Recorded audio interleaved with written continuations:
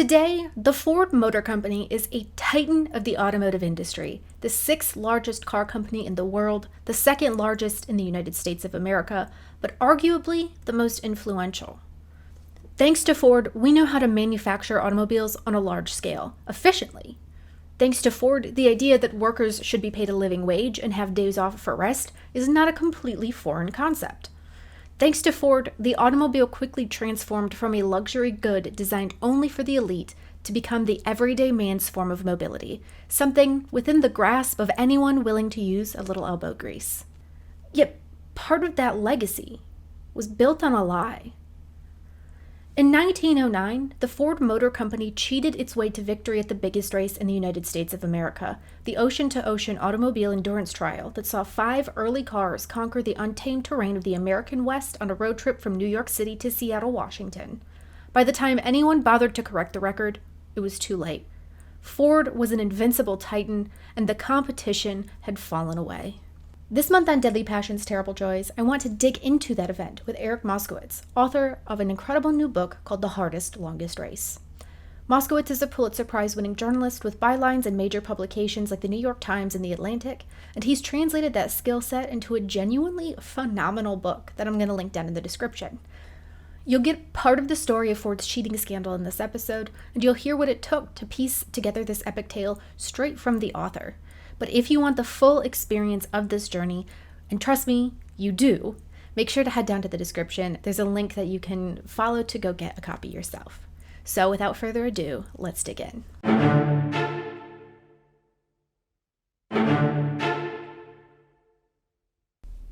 Motorsport has always existed on a razor-thin edge, where brilliance meets obsession and the pursuit of speed sends great men to their graves. Behind the podiums and champagne, behind the PR gloss and corporate smiles, racing has always carried its share of somber secrets.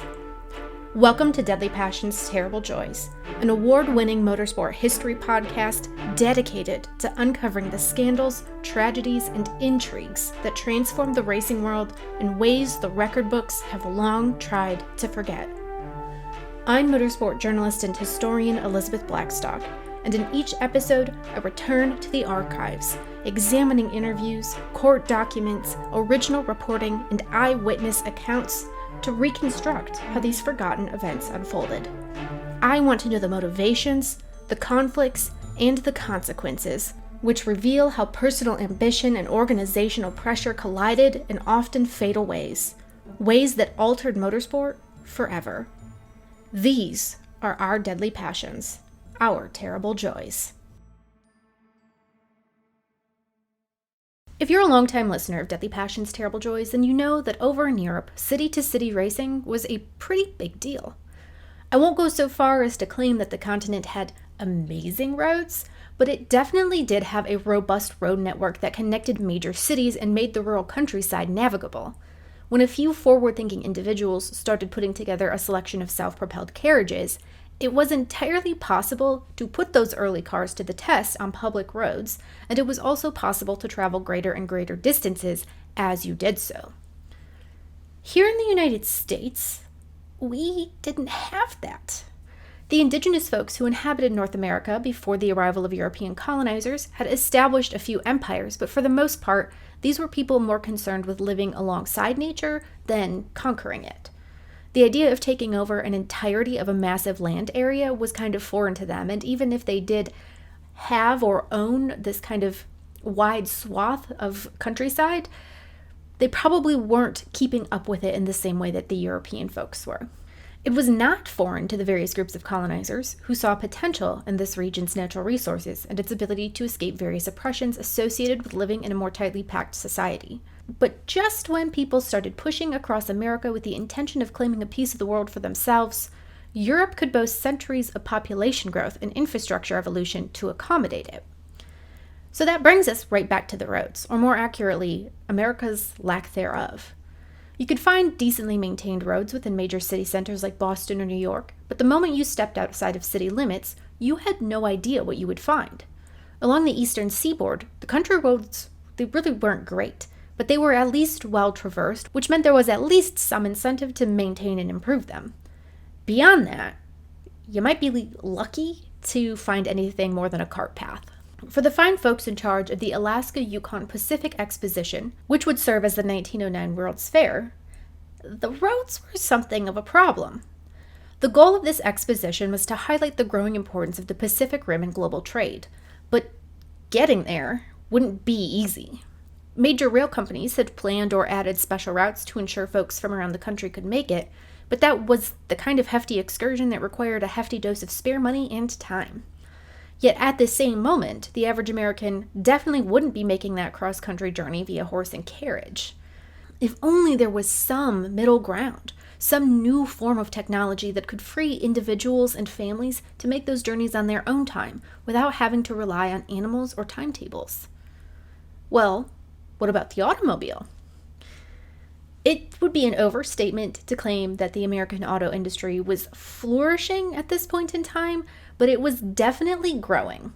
Self-propelled cars were still considered a luxury item that only the ultra-wealthy could afford, and those folks were not exactly chomping at the bit to be the first person to conquer the untamed terrain of the great American West in their big, heavy city cars. But again, these cars were not within the reach of the average Joe. In 1909, a new car cost, on average, $1,280. If you were one of the 85,000 estimated people working in the automotive manufacturing trade at this time, you were earning an average of $680 per year. That means that if you saved every single dollar you made all year long, you might be able to consider buying an automobile. Not that you would have anywhere to store it or any money left over to buy fuel, to run it, and if you were the kind of person who could afford a brand new automobile, there's a pretty good chance you were only driving it in and around a city. If you needed to travel from, say, New York to Seattle, you'd probably just pay to ship the car via freight train rather than try to drive it all the way there. The way that Americans were thinking about the automobile and its capabilities, though, was undergoing a slow revolution, and a handful of those diverse mindsets would collide in what would come to be called the 1909 Ocean-to-Ocean Automobile Endurance Contest. For the listeners who have never heard of the 1909 Ocean-to-Ocean race from New York to Seattle, how would you characterize the event, and how would you characterize America at the time? Sure. Well, first of all, Elizabeth, thank you so much. Of It's really course. a pleasure to join you. So this is sort of event aside, this is like America right on the cusp of adopting the automobile.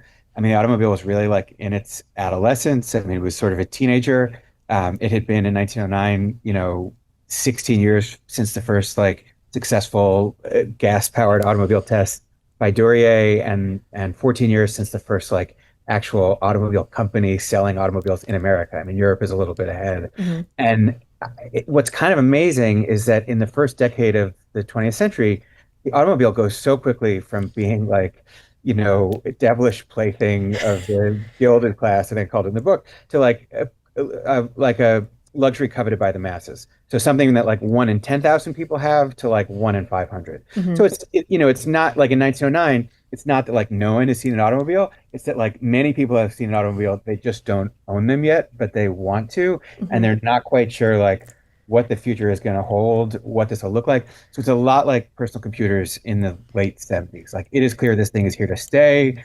But like who knows like where the 80s, 90s, and 2000s will take us. So Mhm. that's the landscape. The country is already changing because the railroads have brought a lot of people west, although not anywhere like we'll see eventually. But it feels to people living in that moment like they're living on the sort of cutting edge of modernity. I mean, there has Mhm. been so much change in the previous generation or two between the railroad, the telegraph, the telephone, now the automobile. Zeppelin is experimenting with airships in Europe. Any day now, someone in an aeroplane is going to like cross the English Channel. So they talked a lot about like annihilating distance, which was not a phrase I had heard before, but it's like amazing. Mhm. They It's felt very like, evocative. Like you right. really got a good tone to it.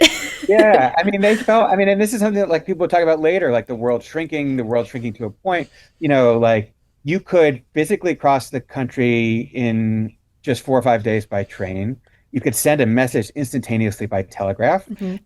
A long distance phone call meant like, calling 10 miles for a considerable sum for a few minutes, but still you could like pick up a phone and talk to someone as if they were sitting across the table from you, and that was like astonishing, breathtaking. Hmm. So I think people really felt like they were living in a mind-bogglingly modern age. And then where this race comes in, I mean, it is, it is not. They like to think of it as the first true coast-to-coast race in America. They can't quite make that claim, but they can sort of They can generally make try. it. They can try.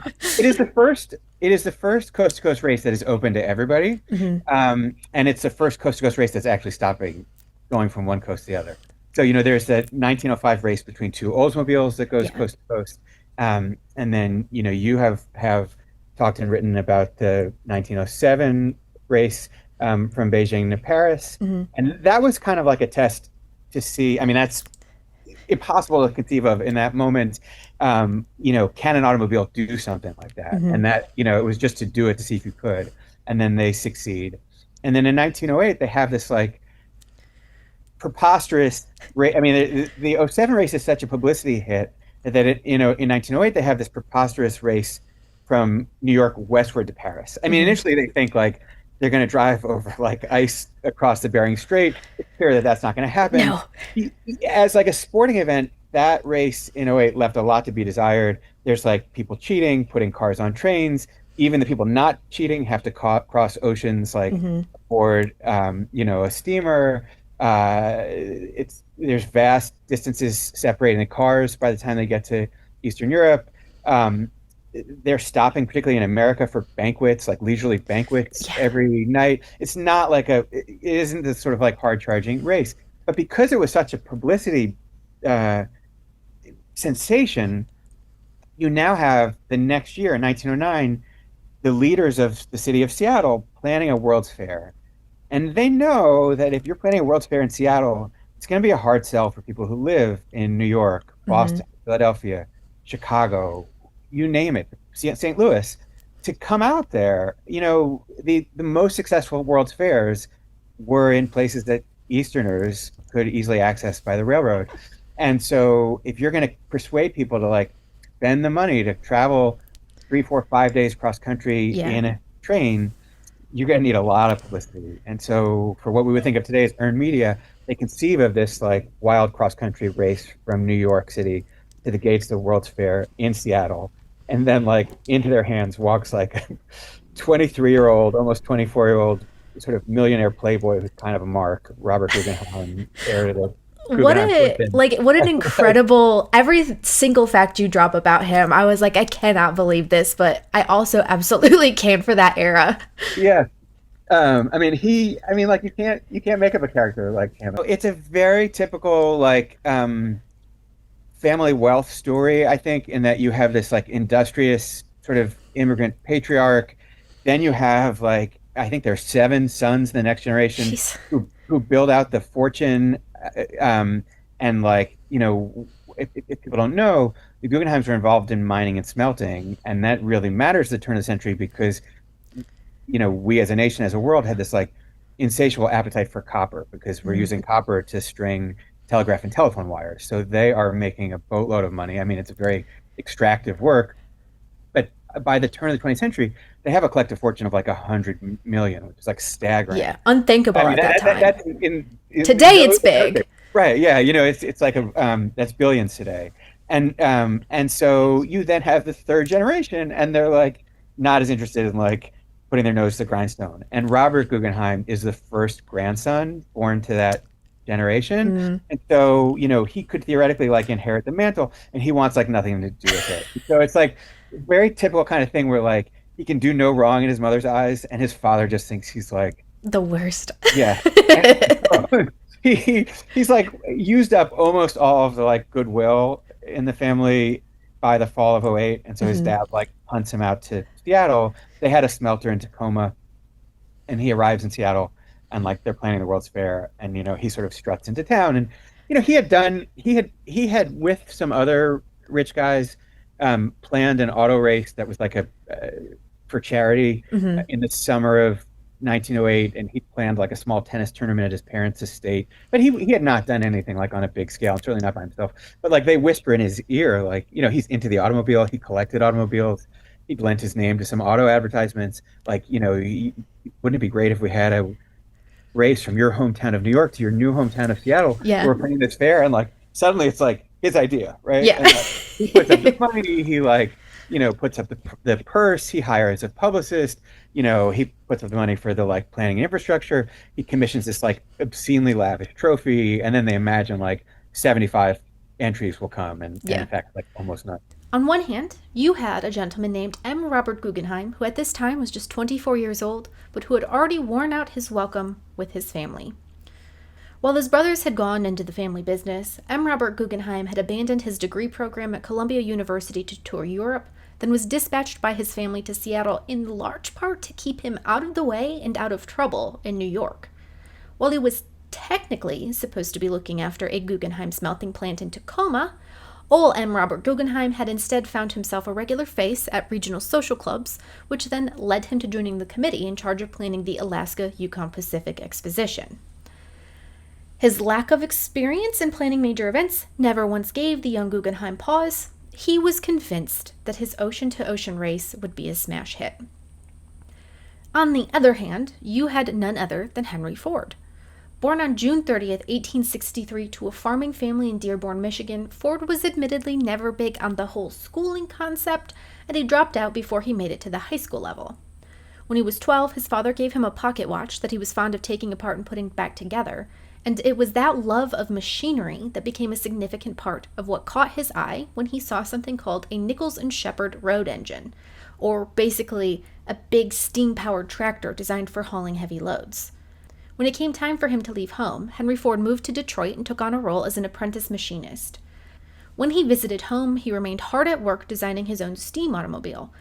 This one less for hauling and more for the average civilian use, but he did start to quickly realize the steam concept would be very heavy, way too heavy to actually be functional for the kind of uses he was imagining.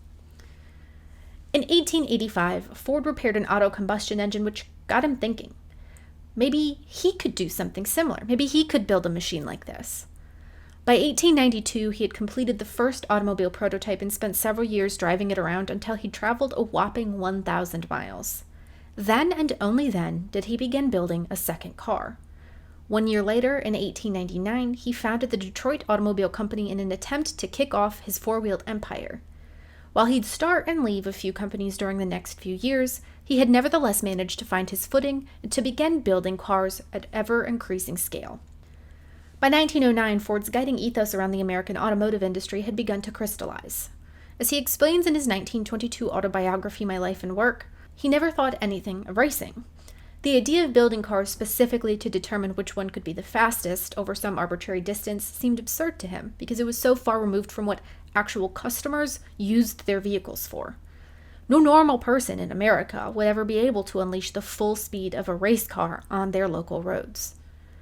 But Henry Ford was willing to make one exception for his disdain of racing: city-to-city endurance runs. Now, there was an idea that actually made some sense, because it forced cars and drivers to experience everything the American landscape could throw at it. The winner of that kind of race would be determined on metrics that actually meant something to the average Joe. So I read, right after I read your book, my brother had Henry Ford's autobiography, My Life and Work. And so I was like, I gotta read this, because I gotta know what Henry Ford says about this race. And he doesn't mention it at all, not a single time. And I know he wasn't big on the whole concept of racing just for the speed aspect of it. He preferred the reliability runs, but he does not touch not even a vague reference to this event. In your mind, is that because there was this meddling that was going on to kind of give Ford the win? So he, we need to keep in mind that that's a selective story being told in the Yes. 1920s. They're sanding down rough edges. I think one thing you bring up Ford not liking racing, and that was something I encountered a lot, Mm-hmm. both in books later and even sometimes in the coverage of the day. Yeah. And then you would drill down to individual articles, and there was always more to the story, right? Well, Yes. first of all, obviously, Henry Ford first makes a name By racing, racing. right? Yeah. By racing against Alexander Winton, and he knows what racing can do for his image, Mm-hmm. and he's all in on racing when he first discovers vanadium and is like, trying to like sort of build the like most powerful sort of kind of race cars he can to go around the track, set a mile record, things like that. That's where Frank Kulik is involved. And then Kulik is nearly killed, and Ford is there. I mean, he helps rush Kulik to the hospital. I Hmm. mean, whether he's doing the hacksawing himself, he basically sort of refashions a car into an emergency ambulance, gets Kulik to medical care, um, and says outwardly that he is sort of done with racing. Hmm. But then uh, sort of on the periphery, they're they then in the next year or two get involved in like 24-hour contests, things like that. And it's like, well, it's the local dealers, but Hmm. nothing is happening without Ford's permission. And then the 1909 Ocean to Ocean race that this book is about, they go all in, but it's like, well, this is not a speed race. It's a contest, for stock models on Hmm. real roads, conditions Yeah. that consumers would encounter.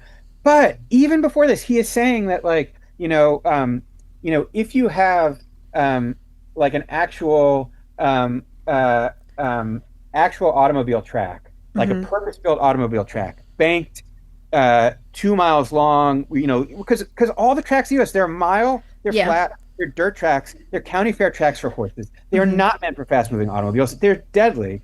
But like Brooklands has just opened in England. Yep. The Indianapolis Motor Speedway is about to open, and Hmm. like if asked, Ford he's my memory serves, at least for my research, that he's open to things like that. So it's Yeah. not like a blanket Yes. anti-racing. And I think with this victory, the victory in 1909, like he absolutely is like keen to tell the story. I mean, to shout it from the rooftops, right after as it happens and right after it happens. Hmm. I mean, they put what appears to be the winning car.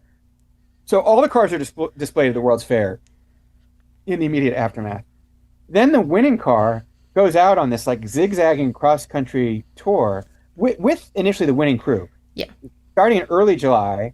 Going down the coast, they cross Death Valley. I mean, they're like all over the Midwest, um, rural, urban. They are stopping at Ford dealerships, and like crowds are turning out, and it's Hmm. like you can see the actual car that won the ocean to ocean race, the New York to Seattle race, that beat larger, heavier cars in the, as Ford is calling it by already, the hardest, longest race ever run. They bring these guys back to Detroit for Heroes Welcome. They send them on to New York City. They finally pull the drivers the following fall, give them a break, but they continue on with the Yeah. car. I mean, that car is a celebrity, and then they get caught like Yeah. 4 months after the race. And at that point, and they have like every every 2 weeks Ford Times is coming out, and they're just like there's so much coverage of the race in Ford Times. It's just such a feel good story for them. Yeah. And then they get caught, and it just like the Disappears. silence, right? It's a the Ford Times. There's no more advertising coming from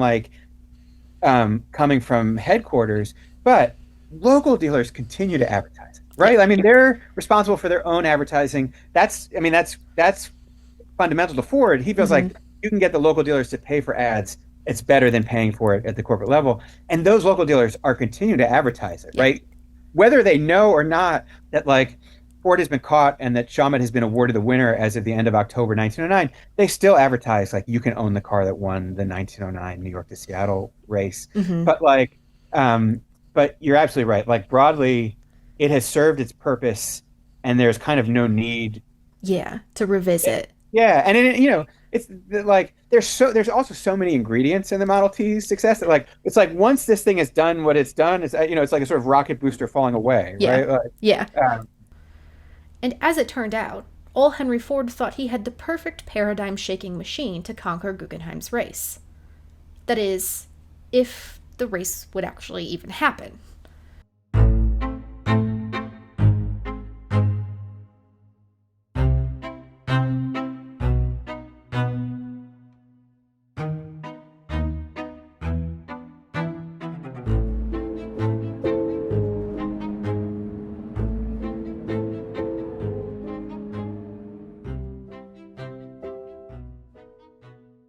When M. Robert Guggenheim announced the 1909 Ocean-to-Ocean Automobile Endurance Contest, he did so with all of the flair and panache that had come to be associated with his grand endeavors.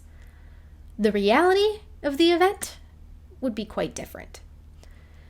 The name of this event does give you your first clue. It was an automobile endurance contest, not a race, because here in America in 1909, racing on open roads was a questionable affair. It largely came down to what Eric Moscovitz describes as a feud between two rival sanctioning bodies in America at the time. And if you are a regular here at DPTJ, you will recognize this as being a problem that would repeat itself many times throughout history. In the early 1900s, we had two different sanctioning bodies. First was the Automobile Club of America, or the ACA, which had formed in 1899 as a coalition of drivers in New York that quickly took a keen interest in controlling the ways that the active driving took place in America. The ACA started producing maps, putting up road signs, and lobbying politicians from its New York base. The ACA had helped to create the AAA as a way to unite all motoring clubs around America, since the ACA was primarily based in New York City, and the ACA had originally been in charge of sanctioning racing events, but it did hand off that responsibility to the AAA after the ACA staged a speed trial in Staten Island that led to multiple deaths. But that was never exactly a clean handoff, particularly because the ACA and AAA would go on to part ways. Both parties realized they wanted to stage racing events, and it would be a few years before they settled on agreements that left the ACA in charge of international races and the AAA in charge of domestic ones. The problem was that the AAA was not all that great at ensuring spectator safety at its events. Whether it was an open road hill climb or a race around a fenced-in oval, cars had a tendency to end up squishing folks in the crowd, and the AAA did not know how to deal with that, aside from framing racing on open roads as being dangerous. Except there was a caveat. The AAA sanctioned an event every year known as the Glidden Tour. The Glidden Tour wasn't a race, it was a reliability trial. In effect, the AAA would pick a location somewhere in America, and each year a parade of cars would drive in unison to that location over the span of a handful of days. The goal was not to be the quickest driver, but to be the one with the fewest mechanical issues, and automakers loved this event because it was a pretty safe jaunt that allowed them to flaunt their prowess in building reliable cars. You would think the mere existence of the Glidden Tour would convince the AAA to sanction the ocean-to-ocean race, but no. First and foremost, the AAA did not like the sound of a mad dash across the continent. It did not like the sound of a drive from New York to Seattle when the Glidden Tour route in 1909 would also be taking drivers from New York to the West Coast. For them, it was a clear conflict of interest in multiple ways. The result was a threat. If a driver competed in the ocean-to-ocean race, he would be banned from competing in AAA. Clearly, Guggenheim's event had to fall under the banner of the ACA in terms of sanctioning, but even then, manufacturers across America were still arguing against the event. They did not want their cars to be involved in some fatal wreck that would inevitably capture headlines and kill sales, so they tended to side with the AAA. And even though Guggenheim and the ACA tried their damnedest to modify the rules, as in asking drivers to observe posted speed limits or mandating 12-hour rest stops, no one would bite. At one point, it was rumored that over 75 cars were going to show up for Guggenheim's ocean-to-ocean race. In the days leading up to the event, that number had fallen to 10. Come race day, exactly 5 cars arrived. There was one Itala shipped in from overseas, one Shawmut from the Boston region, one Acme from Pennsylvania, and 2 Fords. And all of these automakers had big reasons to be there. But before we get too far, we need to take a step back to look at the rules that would dictate this race, because while there weren't many, they will become critical to the story we're about to tell. First and foremost, there were a handful of parts that you were simply not allowed to change. The frame, axles, crankcase and cylinders, transmission case, and steering gear were all stamped with an insignia prior to the start of the race, and each of those stamps must still be visible at the race's conclusion. The thinking went here that these were the integral elements that determined a car's construction, so the goal was to evaluate their ability to traverse the country. Drivers and crews could change any other part as much as they desired. Out in the more populous East, there were some more strict rules about speed. While every driver was expected to comply with any listed speed limits that they might spot all the way along the route, Everyone pretty much knew that rule would fly out the window as soon as the cars hit the open road. However, there was one section of that route that did boast plenty of speed limits, and that was in the eastern part of the country. To ensure that everyone comply with those limits, the first several days were actually run behind a control car. The control car set a pace that everyone had to follow. Upon reaching their checkpoint at the end of the day, all competitors were required to rest for 12 hours before hitting the road again. The pace car would turn back after Chicago, at which point the rest requirements and speed limit monitoring would be thrown to the wind. As far as the people in the car went, there were some basic rules too. Each car would take off with 2 to 3 people. It was expected that there would be 2 drivers in each car, and those were the only 2 men allowed to drive. If a driver dropped out for any reason, he was done. You could pick up as many passengers as you wanted along the route, but those people were not allowed to drive the car. And finally, all cars were required to stop at a selection of designated checkpoints along the route in order to ensure that they were following a roughly similar path and not just hopping from New York to Seattle via rail. Before the race, each car was provided with what they called a passport, and in order to be eligible for victory, you had to have your passport filled out and signed by a judge at every checkpoint. These checkpoints were usually located in a hotel or at the headquarters of a local car club, and judges were on hand at all hours to make sure the drivers didn't need to wait for a signature and a stamp. At the same time, the crewman of the car would sign a pre-prepared card and mail that card back to headquarters. Again, the whole goal, to guarantee as much as possible that the same cars containing the same men were actually driving across the country. And in hopes of encouraging plenty of participation, Guggenheim put up a pretty significant prize. He commissioned a $2,000 trophy, and he offered $5,000 in gold to be dispersed among the top 5 finishers. So this all seems pretty straightforward.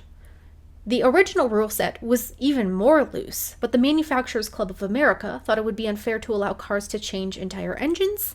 A lot of the MCA-associated manufacturers refused to enter based on those grounds, but then even the ACA's rule changes wouldn't convince them to do otherwise. When the race was announced, Guggenheim was hoping for 20 starters. As I mentioned earlier, over 75 were rumored to be interested. Only 13 submitted entries. 6 were slated to actually start the race, but only 5 turned up in New York City. One of the cars, a Stearns, was entered by a privateer who broke down before he even got to the start line. A lot of these early races come with this hype, and not all of them delivered. You had some, like the Perry to Madrid in 1903, where you did have 200 some entries that turned up. Yeah. But particularly in the United States, we had pushback. Where did that pushback come from?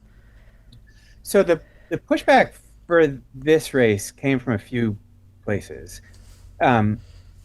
Outwardly, it was a relatively new organization that your listeners probably know, that we know as AAA, mm-hmm. and then a new organization called the Manufacturers Contest Association, and they had it seemed they could appear to be the white hats, right? Like they were saying that if you have a wild cross country race, this is going to be a fiasco. Mm-hmm. Somebody could be killed.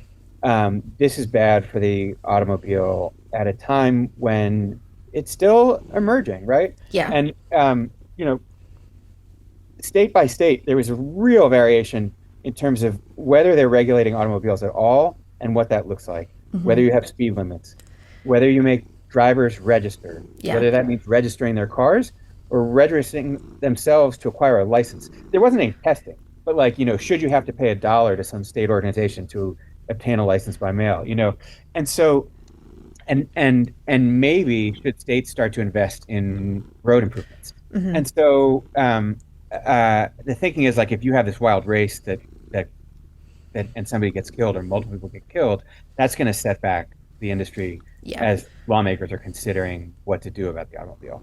And so those are bona fide reasons. Mm-hmm. But what also happens is that you have a Pathfinder car that goes out a couple months before the race, because mm-hmm. right, there are no roads in many places. There's certainly no road signs, if you don't have a pathfinder going out to like try to figure out some semblance of a route, Yeah. you're not going to know like where to tell the racers to go. And so, um, and for the pathfinder, they get a Thomas Flyer, which was a really well-known car at the time, and not just any Thomas Flyer, but the actual very same Thomas Flyer that had won the 1908 New York to Paris race. And So that cool. car, that car was a celebrity at a Yeah. time like, when a sporting celebrity was as much a car as a person. And that, like, everybody thought Europe made the best cars at the time. You have this American car that wins this race. It, comes home celebrated, and they get that car still like etched with names from people who had signed it around the world, Amazing. slapped on like paste up stickers, and they send this car out from New York to Seattle in March of '09, 2 months before the race. Leaves with great fanfare from City Hall. It does generate a lot of attention going cross country, and does get to enjoy a number of banquets. And then as they get into the West, they just have like one problem after another. I mean, like a farmer shoots at them, claims he's So aiming funny. at a coyote, but actually like pierces the car. There are no like roadside motels. They bed down in a locomotive roundhouse at one point, and like a group of tramps that is accustomed to sleeping in the same roundhouse is like, this is our turf, and they like storm them. They like Amazing. have just like a series of breakdowns. They get swallowed up by like a sinkhole.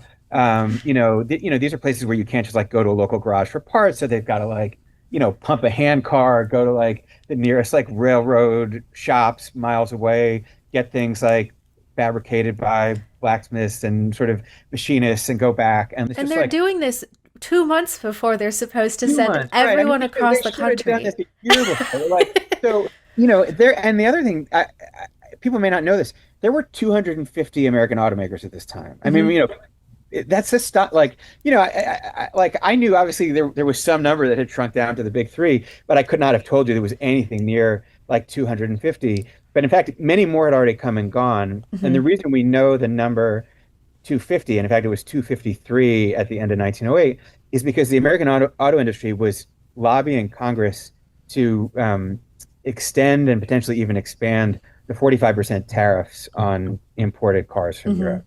And so they had done a lot of surveying on the state of the American auto industry.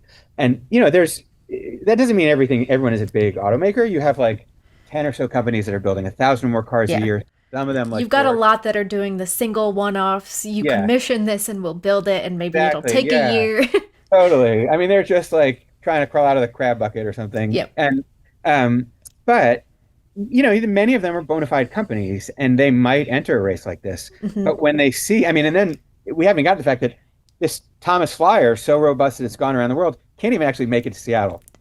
I mean, not only is it Incredible. running like weeks and weeks and weeks behind, but by the time it gets to the Cascades in May, Snoqualmie Pass, which seems like the least bad way to get through Washington, is still like packed with snow Hmm. and like hidden boulders, and they just like give up and ship it by rail. So companies that were flirting with entering see that, and they're like, we want no part of this, because like if this is going to get daily newspaper coverage, like at best one company is going to win. Yeah. There's a high likelihood that no company is going to make it.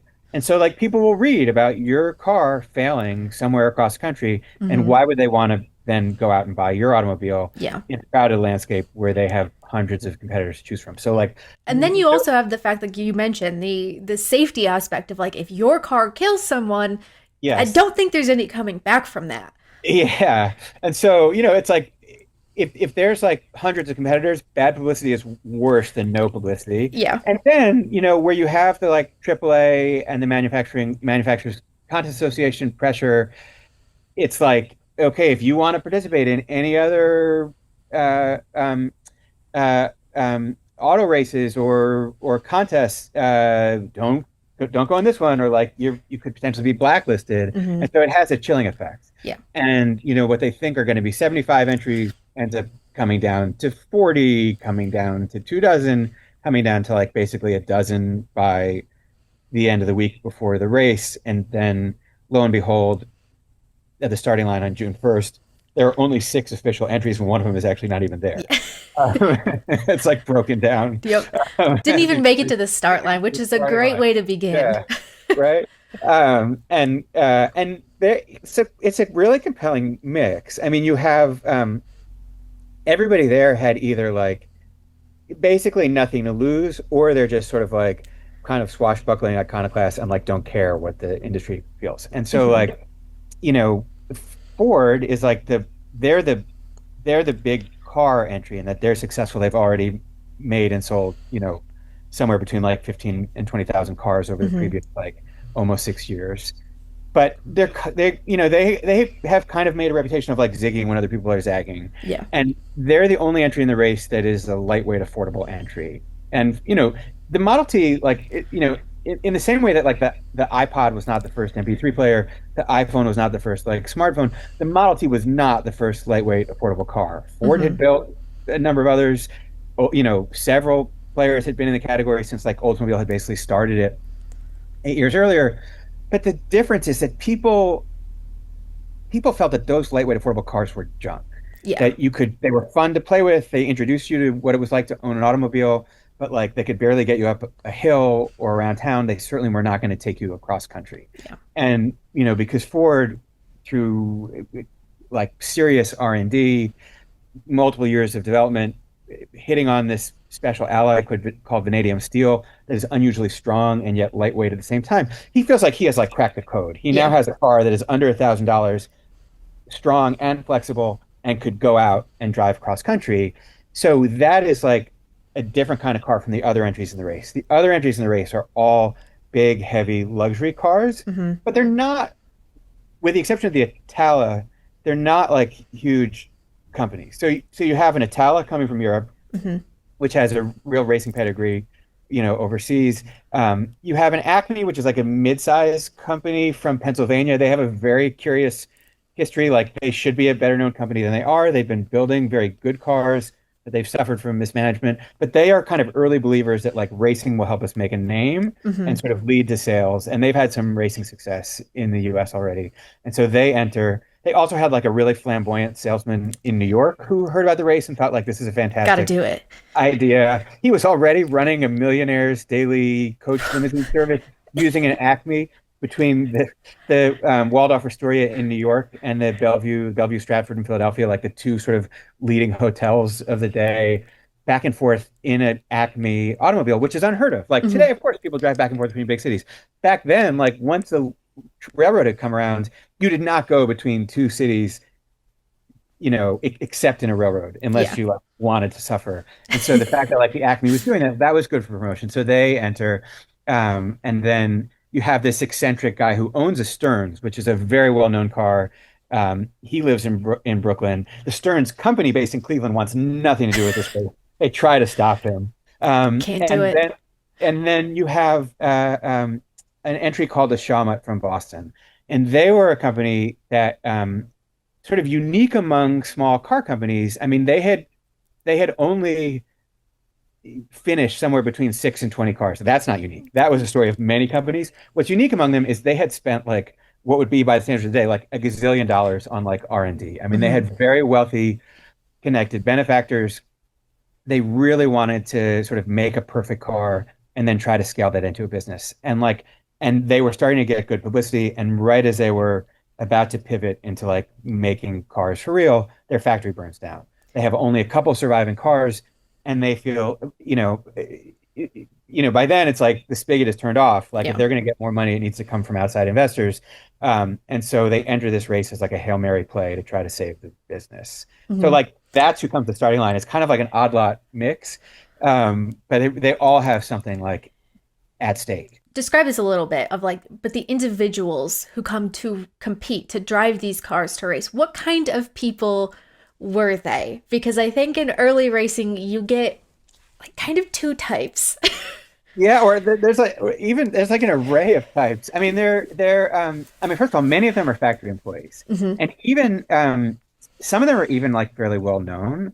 So Ford has two cars in the race, and the people he puts in the car are very telling.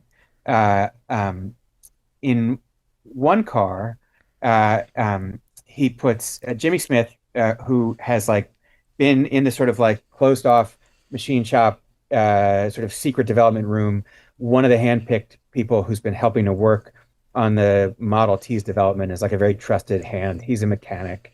And then as a driver, he picks Bert Scott, who's been like a test driver for the company, also very well regarded. And and test drivers then would sometimes race on the weekends. Yeah. And then in the other car, he picks Frank Kulik, who is his best known test driver and best known racer. So like people reading sports pages, people reading automotive magazines, like, They knew you this know, guy. they knew this guy. And yet, like, today, somebody that successful and famous would be like, they would be living a different life. Oh, yeah. Back then, it's like he's like punching in and working like, hard at the factory and then like going home to his like, you know, live with his family and like in very sort of like kind of lunch pail sort of character, but he's a very skilled driver. He's also Mm-hmm. almost been killed a couple times driving for Ford, sort of test driving kind of like sort of freak speed creations. And but he's extremely capable, and he can do everything. He can also Yeah. fix a car. So instead of like putting a skilled mechanic or driver with him, Ford puts his head of advertising and publicity because they know that like they're going to wring every ounce of publicity they can out of this Mm-hmm. race. And so Harry Harper, the guy who goes with him, is like going to take copious notes, send telegrams at every possible spot, and then gather string for like display ads in newspapers, magazines, and then also ultimately write a booklet, Mm-hmm. illustrated booklet that they will give out for free that they can sort of already envision telling the story of Ford's victory in this race. And in the other cars, you know, Shawmut, you similarly have, I mean, it was a much smaller outfit, but you similarly have a couple people who had worked in the factory um, before it had burned down. And so they're basically trying to save their job. They did, once the Boston papers were writing about their entry, they heard that company, what was left of it, heard from a lot of people who were like either skilled drivers or adventure Mm-hmm. seekers or just sort of freelancers who want to be part of the crew, and they're like, no, we want like these two trusted guys who've been with us since the beginning. But they realized like they need a third guy just because it is a big deal to like go across country. So they plucked the like sort of very sincere, kind of capable son of like the local undertaker in town. I mean, it's just very like small towny. And then Acme, the Itala, this international entry, they have it's a real mix. They have a guy, Gus Leckleitner, who actually had done some really impressive driving on the Vanderbilt course on Long Island. Had like he was a name in racing. He will end up getting sick and Mm. having to drop out by the time they get to Chicago. This car ends up getting sort of coaxed into the race by Guggenheim to give it some international flair. So he puts his own chauffeur on that So car. fun.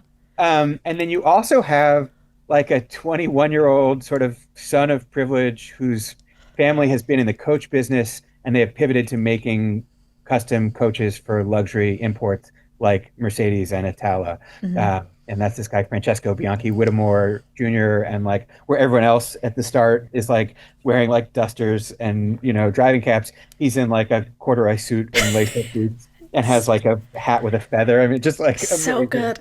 He's ready. He's ready, yeah. He's ready for adventure. And then in the Acme, you have three people who come from the company.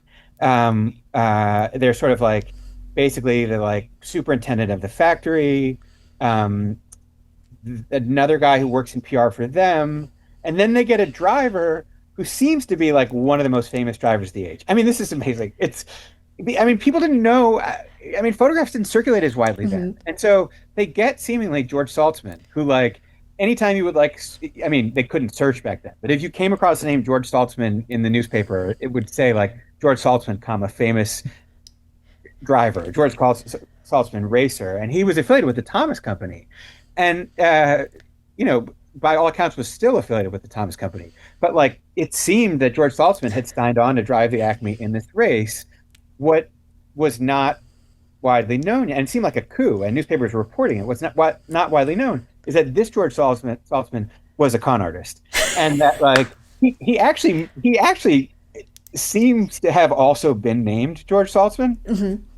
which I think gave him sort of, you know, allowed him to sort of more easily slide into this other man's life. But he has just run up a massive hotel bill in Philadelphia, and then he comes to New York for the start of the race. And like this is just the beginning. I mean, he could drive, but Yeah. they must at some point they must have the rest of the crew must have known Yeah. before they got to the Pacific Northwest that this guy is not the George Saltzman. And ultimately, but news travels slowly. Ultimately, the George Saltzman of Buffalo and the Thomas Company is like writing a series of sort of desperately frustrated messages to the automotive press. Like, I am not the guy in the car. He is ruining my bad name, not just by virtue of running up a hotel bill in Philadelphia, but then by like, starting a sham business on the far side of it, doing Hmm. other things. That guy ultimately like, poses as like a heroic aviator in World War I.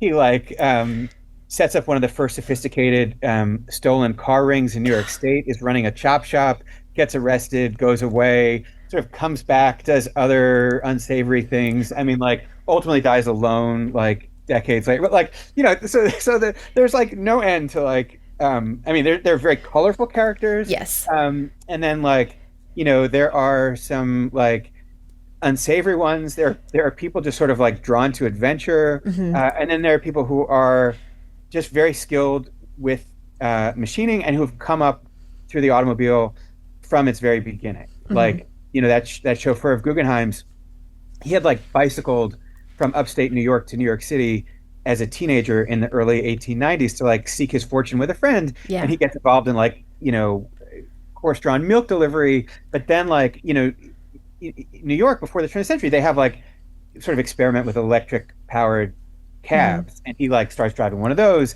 and then like discovers the automobile and like becomes a very good chauffeur at a time when like good chauffeurs were hard to come by because rich people didn't know anything about how to maintain or operate an Oh, automobile, yeah. and like they had employed like you know people who knew about horses, and that didn't Yeah. necessarily make them Yeah. That good. does not always Oh, cross over at like, all.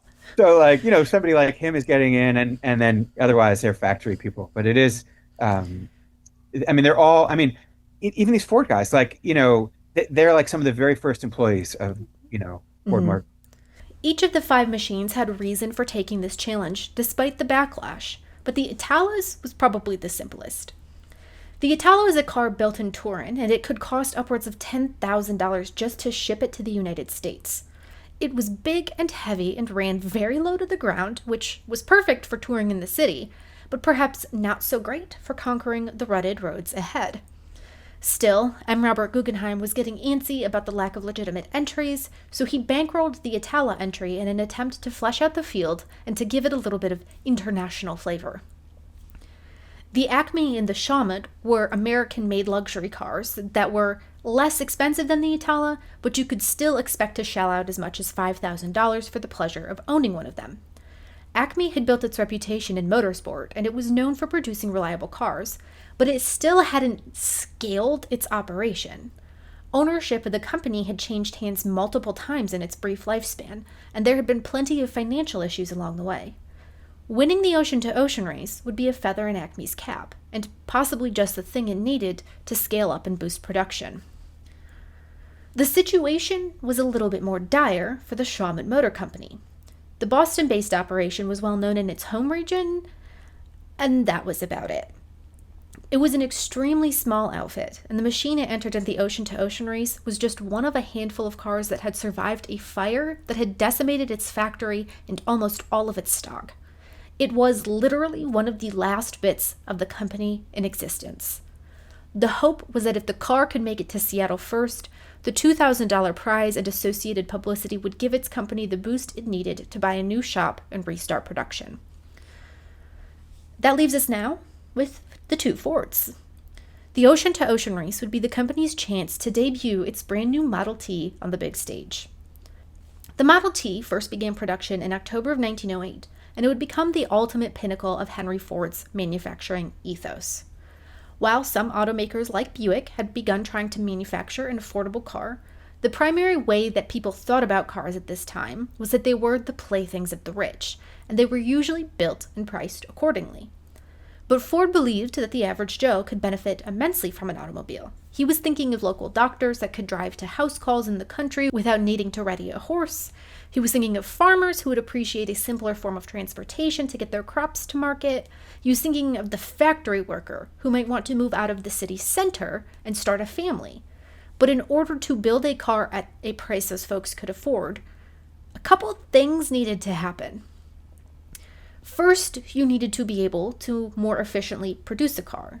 We've talked about this before on DPTJ. Many early cars were bespoke pieces of craftsmanship that were constructed from the ground up by a very small group of people who needed to be skilled in a whole variety of ways. If it takes 1,000 hours to build a car, it is naturally going to be expensive. Second, you needed to be able to source more affordable and robust materials. And third, you needed to make that car easy to drive and easy to repair. Which sounds easier than it is, because this means that every single car needs to be produced in exactly the same way. Ransom E. Olds developed the first assembly line for car production back in 1901, but even then was not particularly efficient. Ford took that assembly line concept and refined it. In his autobiography, My Life and Work, he talks about the care that went into reducing each employee's range of motion to cut out any unnecessary steps or movement that would waste excess time. He was also quite conscious of the fact that people needed to move a little bit because otherwise they would go a little stir crazy.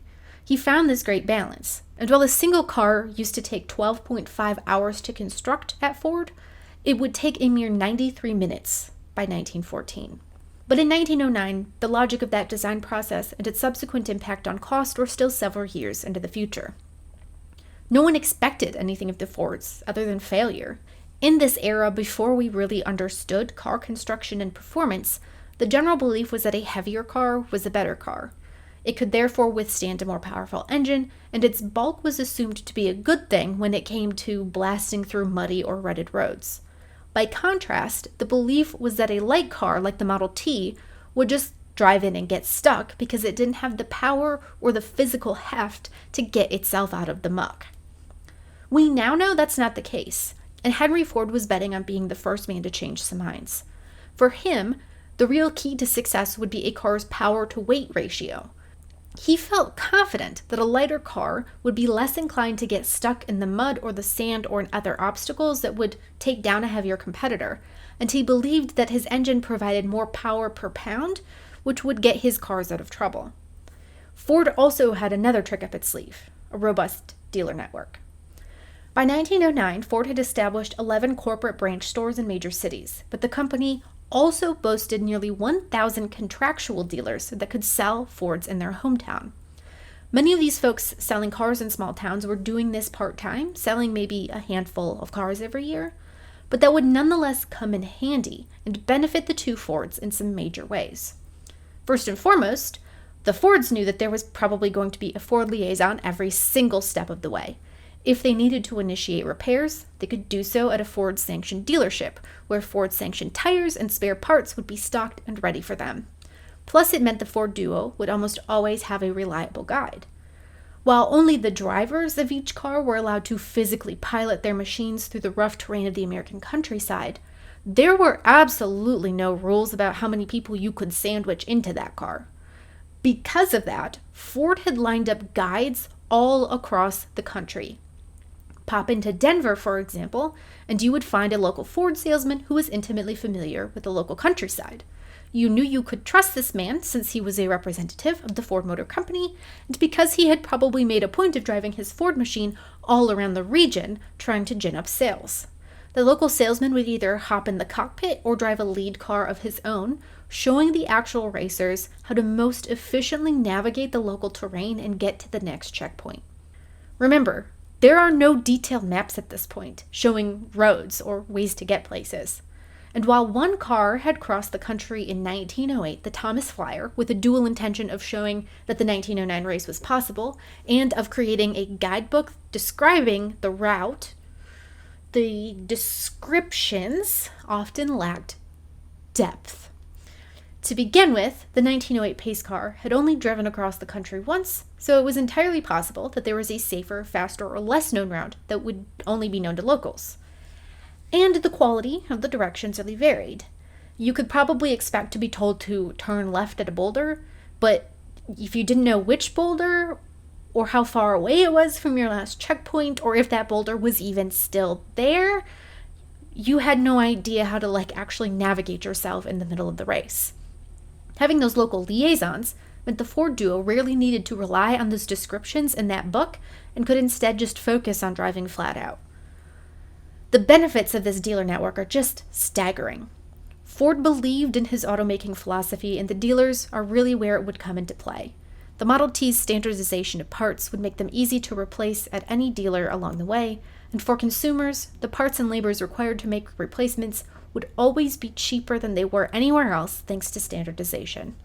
If you're never far away from a little help, you're also not far away from a regional Ford representative with an intimate knowledge of your local region, someone who could theoretically help you pinpoint the best route to your destination, and that is a selling point for average consumers. All of those factors would give Ford the edge as the race proceeded. The way that you describe Ford, like it seems like it has come with more preparation to this race than anyone else, to the extent like they have two cars, there's that aspect of it. They've built more cars. They have people in those cars who not only know how to drive Fords, but who also, like, they've put in the press van. So there obviously has to be a certain level of confidence that they're going to have good things to report back. But was this the impression that like the public had of Ford at this time? Because I know you also mentioned papers would get Henry Ford's name wrong, and like they didn't kind of, it seemed like we were at this kind of cusp of Ford getting big, but like it already seems big, but not what it would be. So I would say, in terms of like what people knew about Ford, it's like a series of microclimates. If you know the industry, you know Ford. Yep. If you're in Detroit, you definitely know Henry Ford. Ford. He's now made some money. He's starting to get involved in some philanthropy. But like almost everywhere you go, the coverage of the auto industry is on the sports page, even if it's about like likely production numbers for the coming year or some company investing in a new factory. That is still on the sports page with rare exception. Yeah. And that was frustrating to Henry Ford. So it's still a pretty small industry. And then outside, you're absolutely right. I mean, that was astonishing to me. Like, Henry Ford is like the household name. He's a monolith. To come across these newspapers where it's Harry Ford, J.C. Ford, like it's like, wow, they don't know this guy. Yeah. But he's just like, the places that he goes, he's like a reasonably well-off, successful leader of an emerging industry. But like, if he walks away now, Yeah. he's not going to go down in history. And there's a lot going on. There's the Selden. I mean, we could talk for hours about the Selden suit. There's the Selden patent suit. He's the one automaker who's like trying to fight that, which has kind of given him an image of like standing up for the little guy, which I think he sort of loves. It's also sort of set him apart from the industry, but it is kind of potentially hanging over as like something that could either hold him back or be a huge expense. And this is, if people listening don't know it, I mean, like, I may or may not do a good job going off memory, but like, basically, whether it was sort of worthy or not, like a sort of industry cabal had essentially amassed power around an early patent that like they effectively used to like make anyone who wanted to build an automobile in great numbers either like pay them a percentage or sort of get out. Yeah. The way the legal system worked then too was that you could just bury somebody even more than today in endless litigation costs. I mean, they go on forever and ever. And so the other automakers who were threatened with suits ultimately ended up folding. Ford was like determined to see this thing through to the end. And so that has kind of made him a little bit of like a David versus Goliath. And as it happens, that case after years is like finally coming to trial in New York City in a courtroom overlooking the very starting line of the race at the same time. It's like, what are the odds? I know. So Ford has two very compelling reasons to be in New York City at the end of May and then into June 1st, the start of the race in 1909. So he's in the courtroom and then he comes down to City Hall Plaza to watch the start of the race. But it's not like anybody standing on City Hall Plaza, with the exception of like auto writers, would have known like, oh, that is Henry Ford. Yeah. I mean, he is 46, almost 47 years old. He is neither at this point the sort of gray-haired three-piece suit titan of industry that most Americans will know later. I mean, also with the sort of complex baggage that comes with it. Nor is he the like Henry Ford, the farm boy taking apart watches, sort of determined to try to figure out how things work, or Hmm. working at Edison Illuminating and like tinkering in the backyard. He is like in the middle at an inflection point. And Yes. and that is like so cool to me because it's like a Ford that we don't see as much. And then Yeah.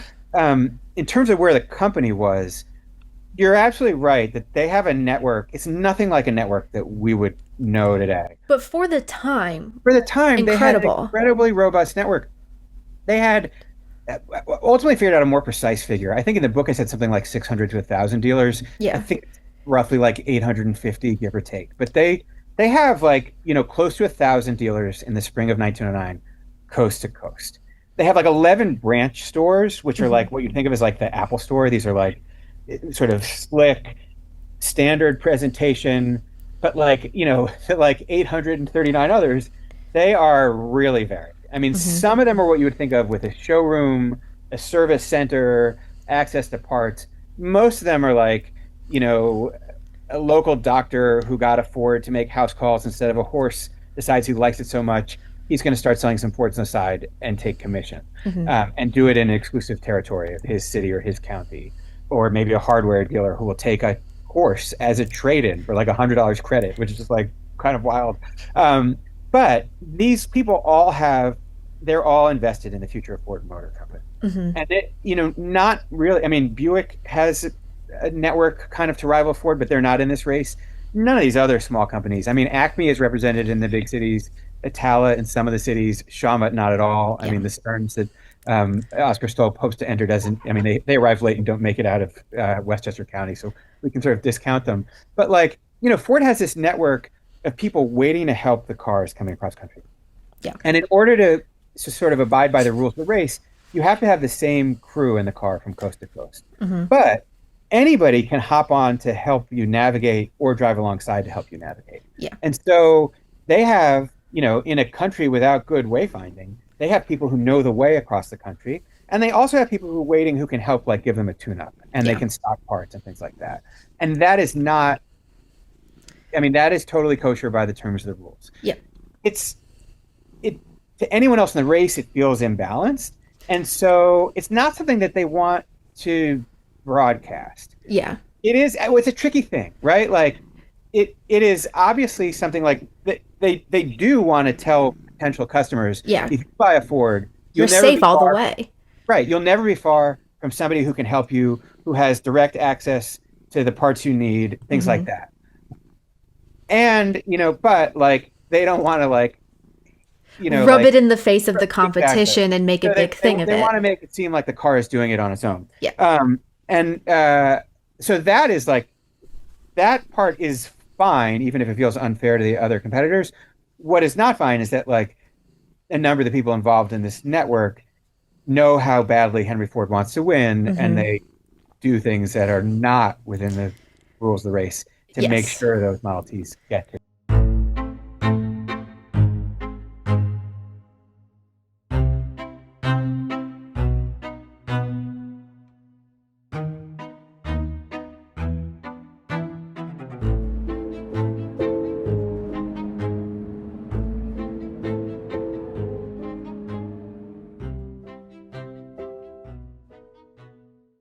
What started as a 5-car race quickly slipped into a mighty battle between the Fords and the lone Shawmut. Both the Itala and the Acme suffered from low clearance, heft, and weak parts. After the final 12-hour overnight control in Chicago, they both fell away. So when it came down to the actual race for the victory, it was down to 3 cars. As you heard in my chat with Eric Moskowitz of The Hardest Longest Race, there are a few major turning points in the journey that I want to highlight. For more incredible details, you're going to have to go buy Moskowitz's book, and I promise the details are incredible, almost unthinkable. That first turning point came in Glasgow, Missouri. The small town was not one of the official checkpoints on the drive, but it was nevertheless a pinch point. There, a small wooden ferry, just big enough to carry 2 cars, would be the quickest way to cross the roaring Missouri River. The first cars to reach the ferry would get something of a head start on the next leg of the ocean-to-ocean race, since the ferryman would have to turn back to collect the next cars. And this particular ferryman was not exactly known for his punctuality. The Ford cars were determined to be the first 2 vehicles on that ferry. They phoned ahead to Glasgow to request the ferry be prepared to meet them at the correct bank of the river, then bombed ahead to make sure they arrived first. And they did. Both Fords were shipped across the Missouri. The Shawmut crew arrived soon after and settled in on the bank to wait for the ferry to return. But it didn't. They waited and waited and waited, and there was no easy way to communicate with the ferryman parked up on the other side of the river. Yet at some point, they learned the ferry was done. The official claim was that its shoddy engine had died, but others wondered if perhaps Henry Ford, who had been waiting for his cars on the other side of the river, hadn't perhaps handed the ferryman a few bills on the sly to refuse a return trip. There's no way to know for certain, and for the Shawmut crew, it was time to figure out a new way across the Missouri. What was the first moment in this race where you had to stop and think to yourself, like, I cannot actually believe this happened? These could not possibly be coincidence. Like, you know, we were talking about ferry pilots, you know, crossing the Missouri River. And, you know, there's obviously no automobile bridge in 1909 to get across a river as big as the Missouri. So you have to go, if you're going from St. Louis to Kansas City, you have to go through the city of Glasgow by ferry. This is not like a big ferry we think of today, but like a little raft basically with a motor and some planking around it. You could fit a car or 2 on it, you know, horse and buggy, that kind of thing. And the 2 Fords in this race get there first. The Shawmut and the Acme have been like dogfighting with them all morning, overnight and into the morning, but because they don't have the guides the Fords do, they kind of get misdirected and they come up like, you know, a little bit behind. Mm-hmm. But the Fords get there first. They cross over on this ferry. The Shawmut and the Acme come behind, and so now they're on the east bank. The Fords have just crossed on the west bank, you know, going westward, and they expect this ferry to like turn around and come back for them. And the ferry has just like tied up for the day on the other side, and they have to like troubleshoot this, figure out like what has happened. Is this boat going to come back? Why is it not coming back? Like, what could possibly have happened here? And like, you know, Henry Ford has been there all day. He watched this scene, you know, like sure enough, it turns out that like the, you know, ferry tender has declared that like the propeller is broken and, you know, he's done and needs to repair it. Mm-hmm. And like, you know, it's possible that it broke in that successful crossing, taking the Fords across, but like, what are the odds? Yeah. Like right after taking the Fords across with Henry Ford there and, you know, a couple of his branch managers and some other local dealers on site, and then it breaks down with other cars closing in, that like no money changed hands. Like it just sort of defies belief. And so I think like things like that, it just like, you know, I heard about it, I would tell other people about it, you know, it just like, it just felt so cinematic. The nearest ferry was more than 18 miles away in a town called Boonville. And while 18 miles does not sound that daunting to us today, you have to remember this is 18 miles over unpaved, untamed countryside, and it's 18 miles as the crow flies. When you're actually driving, it's going to be a lot more than that. This detour was not included in the booklet of directions provided to each crew, so not only would the Shawmut crew have to find the Boonville ferry on their own, but they'd also have to figure out how to get back to Glasgow on the far side of the river before continuing along the path already laid out for them. If all went smoothly, it would still be a full day's adventure, and that was a full day of forward progress for their Ford rivals. Thankfully, locals informed the Shawmut and Acme crews of a nearby railroad bridge. After the passing of the 11:55 a.m. train, both cars would have a period of time in which to cross the half-mile bridge, their wheels thumping into the gaps between the slats of the terrifying trestle. Both crews opted to take this route instead of the other at Boonville, and it meant they didn't lose as much time at Glasgow as they could have. But the incident did represent the first moment that clarified these new rules of engagement, that the Fords were going to do everything they could to win. From my perspective, the nature of the race really heated up at Fort Steele in Wyoming.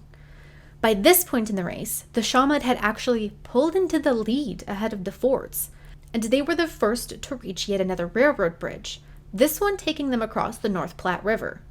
Shawmut's local guide knew the station master at this bridge, and this man never hesitated to let cars pass over the bridge as long as there was a gap in rail traffic. They got there, counting on that free passage. And then they arrived and found two men standing in the way. One was a Pinkerton-type figure with a gun. The other was a man named Charlie Hendy, one of Ford's most audacious local dealers who was determined to do whatever it took to win this race. See, Hendy had unearthed an obscure regulation. He had once been a Union Pacific rail employee, and he knew that technically, rules dictated that no one could drive across a Union Pacific Railroad bridge like the one at Fort Steele without official written permission from Union Pacific headquarters. It should not surprise you to learn that Hendy had already obtained that written permission for both of the Fords. It also shouldn't be a surprise that he brought along the armed Pinkerton in order to enforce the rule. It should also not be a surprise that when the number 2 Ford arrived, it was able to cross the bridge immediately. And what would you consider to be like the turning point of the journey? Because I think it's when, I think it was Charlie Hendy, does not let the other cars cross that railroad bridge. For me, that was the turning point. Do you agree, or was there a different one that you'd pinpoint? I totally agree. And so, there will be other movement in the race after that. Oh, and just so people know, if they haven't read the book, this is, they're basically 2 weeks into the race. They are well past the halfway point in the country. They are going across southern Wyoming. By this point, it has sorted out into like the 2 Fords versus Shawmut. The other cars have fallen pretty far back. And to everyone's surprise, Shawmut ends up that day with a decent lead, couple hour lead over one Ford and like a half day lead over the other Ford, which is not a huge difference when you're talking about thousands of miles, and cars are not going that fast then. And the roads that you never knew what was going to come Right. next I mean, either. you're going on basically there like a wagon trail that sort of roughly parallels the Union Pacific Railroad. And they, they pick up. I mean, these characters are so vivid. Shawmut finally gets a good guide in Laramie, Wyoming. They pick up this guy named Elmer Lovejoy.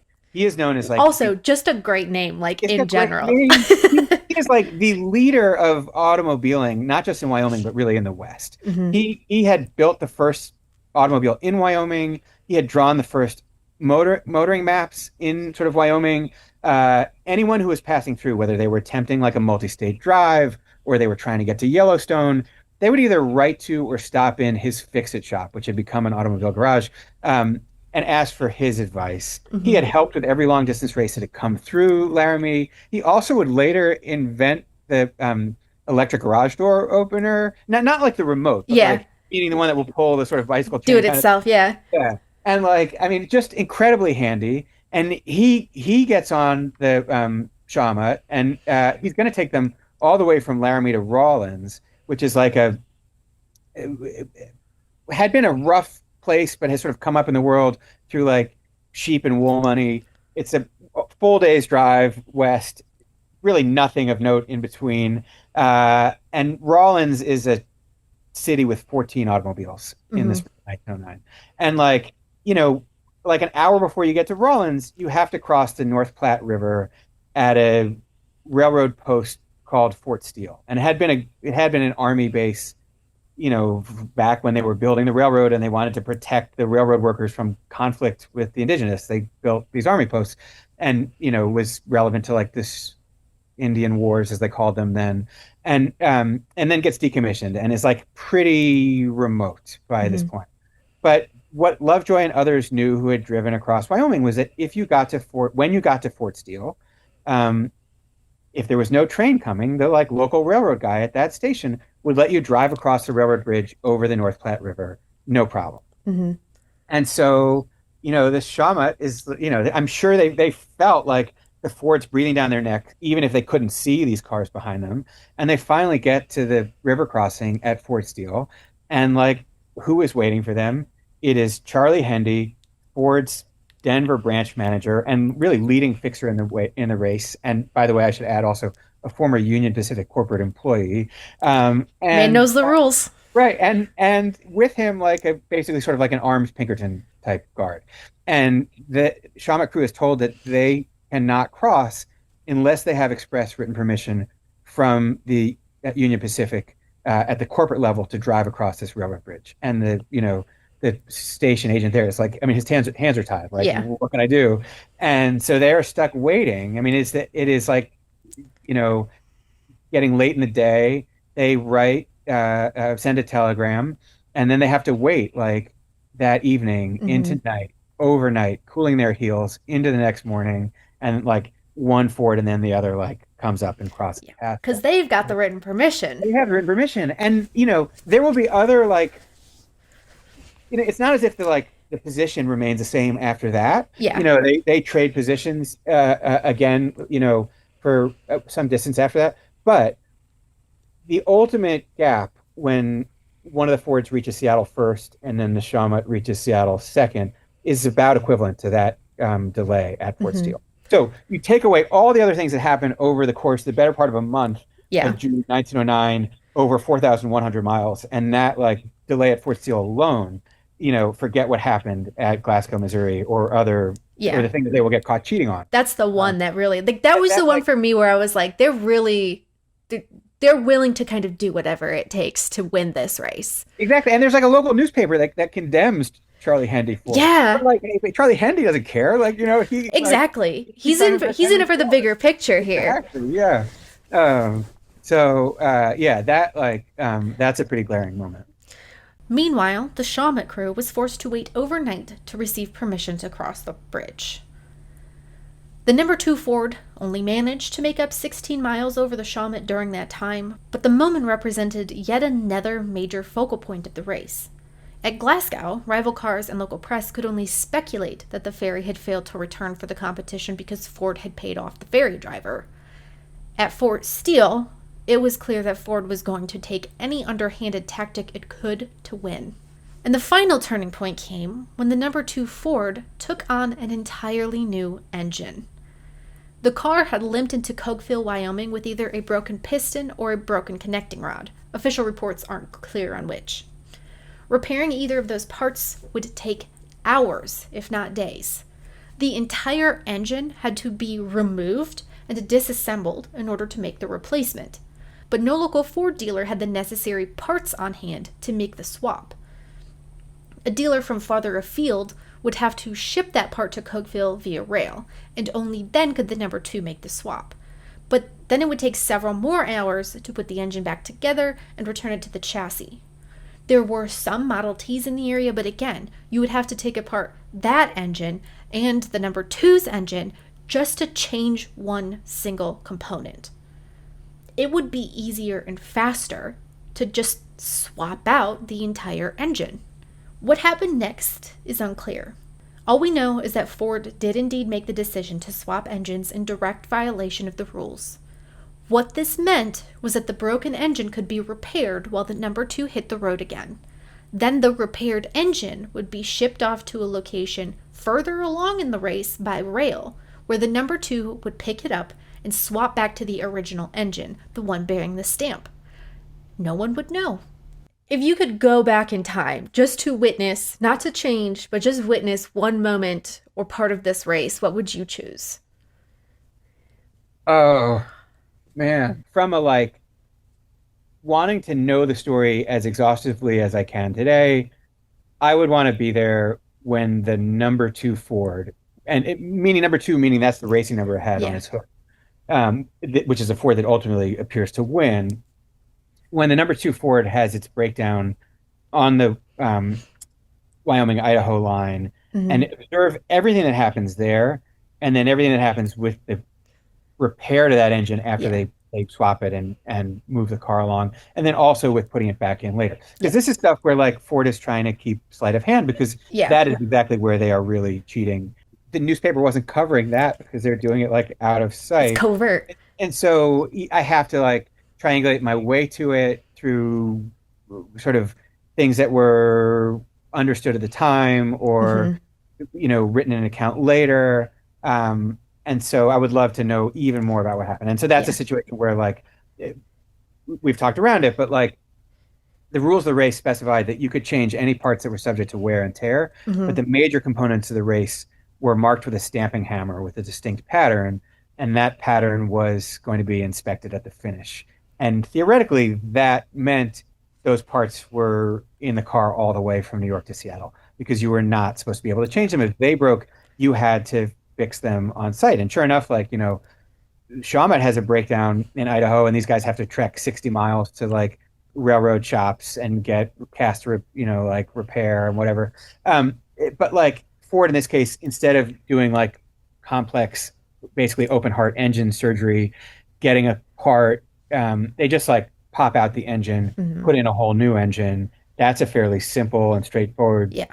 move if you have another Model T on hand, which they did down the road, and they send that car on its way faster than anyone could sort of account for, and then they repair the original engine and they ship it ahead on the Oregon Short Line Railroad, and then they put that original engine back in so that the marked engine is It's in correctly in the there. car when they get to Seattle. It is this decision that allowed the number 2 Ford to win the 1909 Ocean to Ocean race.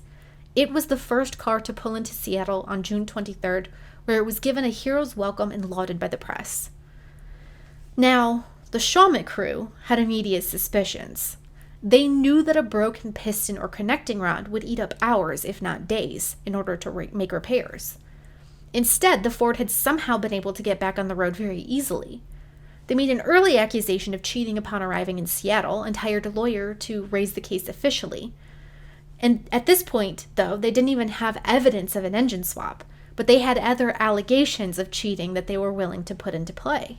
But Ford wasn't going to take this lying down, and Ford did something sly here too.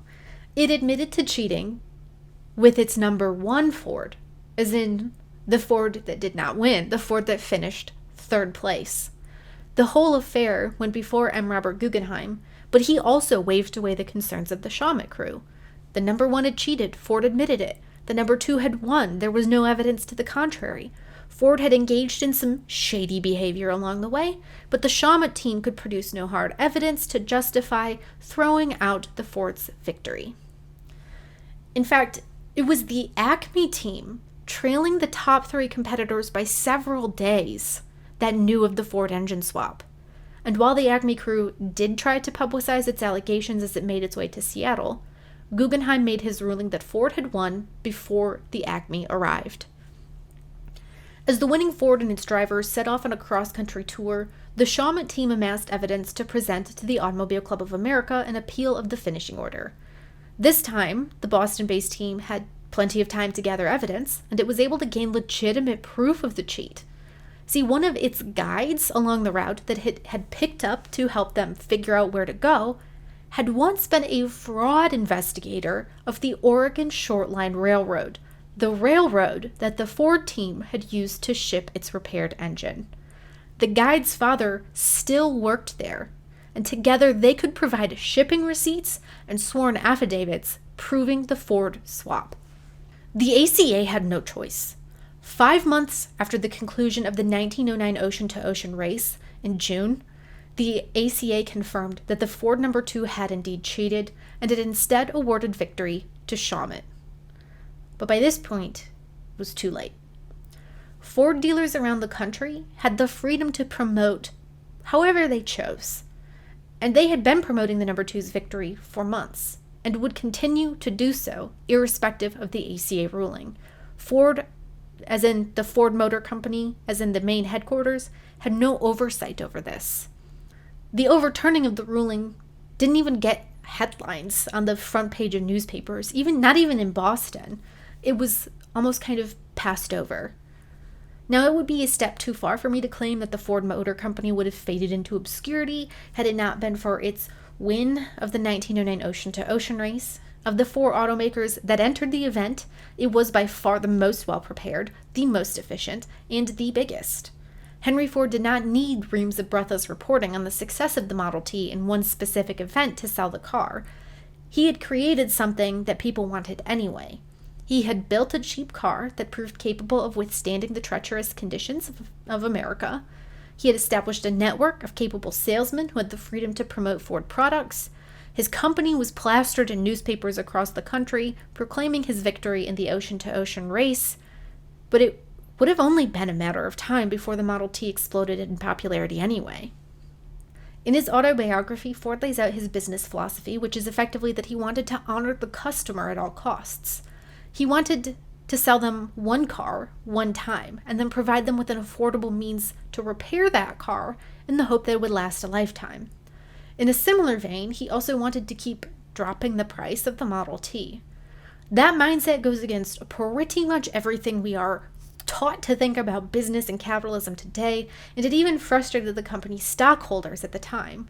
But the way Ford saw it, if he was able to make a profit while charging less for the cars, then it was his duty to do so. When the Model T debuted in 1908, it cost $825, which is just under $30,000 today when adjusted for inflation. By 1925, you could buy the most basic Model T in the market for $260, or $5,000 today. The benefit was that by offering such a cheap car, tons of people could afford to buy it, and then tons of people did. And therefore, Ford continued to make money hand over fist, even though it was charging less. The result was that Ford produced and sold over 15 million Model Ts between 1908 and 1927. Without the ocean-to-ocean race victory to its name, Ford may have sold fewer examples of the car, but it's honestly hard to believe that a car with that kind of cultural clout would have entirely failed to make waves just because of one cross-country endurance trial. As Moskowitz pointed out in our chat, it was the Shawmut team that clearly suffered the most. Even though the car was eventually awarded victory, the time for peak publicity had already passed, and individual Ford dealers who had the freedom to promote however they wanted continued to tout the company's so-called victory in the ocean-to-ocean race. The folks running Shawmut were no slouches. They wanted to ride the wave of the ocean-to-ocean race success in order to restart the company, but they weren't just going to throw tons of money at it without some guarantee that it would be worth their time, particularly because Shawmut had already utilized much of the goodwill and financial injections it could get before the fire wiped out production. Shawmut hired a Boston banking house to investigate what it would take to restart the company, and there was some initial hope that it was heading in the right direction, that financial investment would be worthwhile. But the banking house prevented the results from going public in the hope that it wouldn't end up being a major talking point in an ongoing political debate in Boston, and the company would never restart production. Purely in the realm of speculation, based on what you know about Shawmut, what do you think being awarded the win first publicly in the newspapers would have changed things for that company? Do you think it would have continued to exist based on that? I absolutely think it would have continued to exist. I think there's no question. They were ready to, they had a purchase option on a new factory space.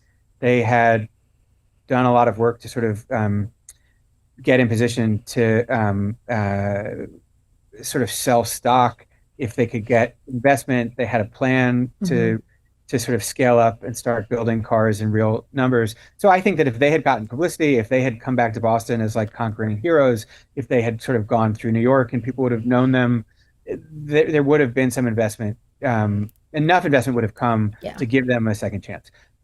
Now, given that of the 253 automakers from this era, a vanishingly small number survive.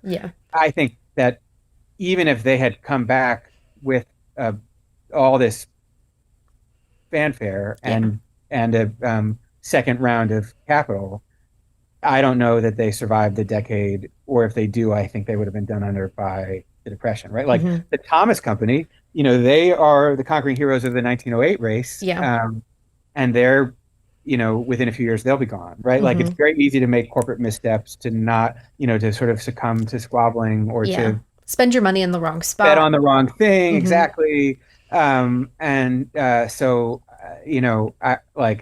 don't think my neighbors would all be driving Shawmuts today. Like if they had gotten their sort of rightful glory in 1909, Yeah. but I do think there's a better chance that like people in the Boston area would know the Shawmut Motor Company, and there would Yeah. be a memory, like there would be Shawmuts that exist. There might be like a club of people who, Yeah, the Shawmut Owners Vintage right, like Club. exactly, like as far as we know, there is no surviving Shawmut, right? Hmm. In addition to nobody knowing where the trophy is too. So if anyone ever comes across the Guggenheim Trophy, which probably got melted down in its session, it is a Probably. sensational. I mean, it's a preposterous object.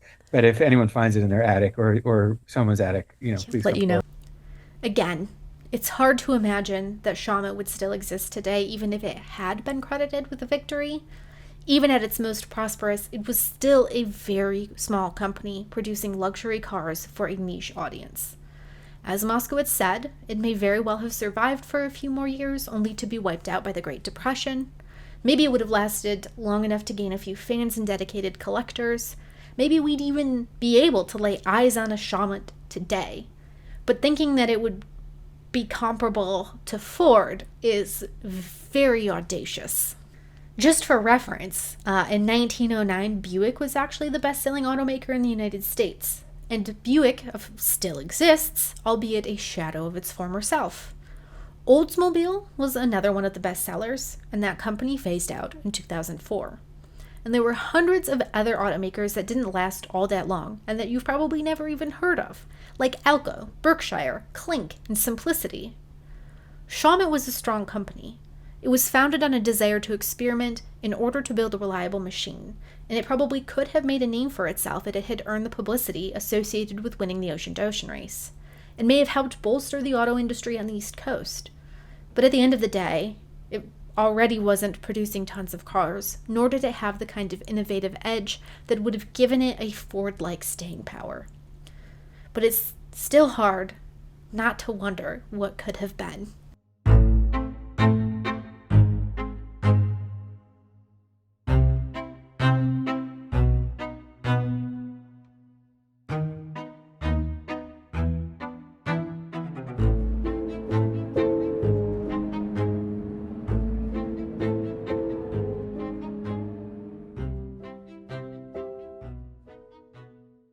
Thank you so much for listening to this episode of Deadly Passions, Terrible Joys. I'll be back next month for another look at the phenomenal No Rules Can-Am series here in North America. Specifically, how the involvement of Porsche and its unstoppable engines crushed the life out of what had once been one of the most forward-thinking forms of motorsport in its time. If you enjoyed this episode, please subscribe to the show, give it a rating, leave a review, let the algorithm know this is the kind of content you'd like more of, and again, head down to the description and make sure to get a copy of Eric Moskowitz's book. If you're hungry for more fun motorsport history facts, check out DPTJ on social media, and please subscribe to the DPTJ Substack, where I'm posting weekly blogs about motorsport journalism, critical moments in racing history, and thought-provoking deep dives on the culture that surrounds the sport. Every blog is free for everyone, but if you'd like to cast a vote in support of the show, please consider upgrading to a paid subscription. If you have any questions, comments, concerns, sponsorship opportunities, or anything of the sort, I have an email address for that. deadlypassionsterriblejoys@gmail.com. Finally, we're ending with La Source, the segment named after the iconic turn at Spa-Francorchamps that serves as my bibliography for each episode. It's important to me to be able to cite regularly and accurately, so I'm giving a shout out to the most influential sources at the end of each show, but as always, you can find the full list in the episode description. As I've mentioned several times in this episode, my primary source was the incredible book, The Hardest Longest Race, Henry Ford and the Cross-Country Contest That Changed America by Eric Moskowitz. The link, again, down in the description, and if you enjoyed this episode, you absolutely need the book, because Moskowitz does a truly phenomenal job actually immersing you in the entire journey. The weather, the local vibe, how people reacted to seeing cars for the first time, and so much more. One thing I loved especially was that at the back there's, of course, a bibliography, but Moskowitz also includes a section where he walks you through how he found those sources, what he valued about them, and why he felt they should have been included in the book. If you have some interest in seeing the meat and potatoes of how research is done, that gives you some incredible insight. And I also have to thank Eric Moskowitz as well for taking the time to sit down and chat with me, both for this episode as well as for my Substack. It was an amazing conversation, and I am very grateful that he gave me the opportunity. But thank you all so much for listening to this episode of Deadly Passions, Terrible Joys. I'll see you next time.